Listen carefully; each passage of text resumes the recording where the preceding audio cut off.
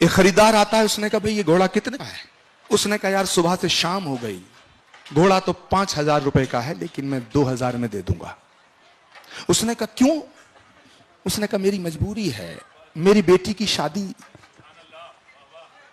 मेरी जरूरत है, मेरी मजबूरी है। मेला उजड़ गया तो घोड़ा नहीं बिकेगा, घोड़ा नहीं बिकेगा तो मेरी बेटी की शादी रुक जाएगी। खरीदार कहता है कि घोड़ा मुझे दे और 2,000 रुपया नहीं, तू 5,000 रुपया मुझसे ले।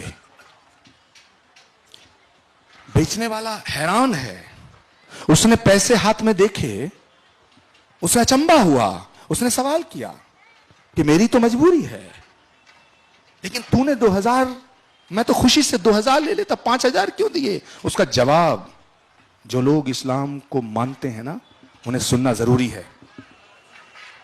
उस खरीदार ने कहा कि तेरी भी मजबूरी है, मेरी भी मजबूरी है।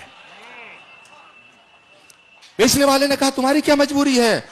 उसने कहा मेरी मजबूरी है कि मेरे नबी का हुक्म है कि किसी का सौदा खरीदना मजबूरी मत खरीदना। अब मुझे बताओ, जो पैगंबर जिनका मैसेज ये है, उनके चाहने वाला दहशतगर्द हो सकता है?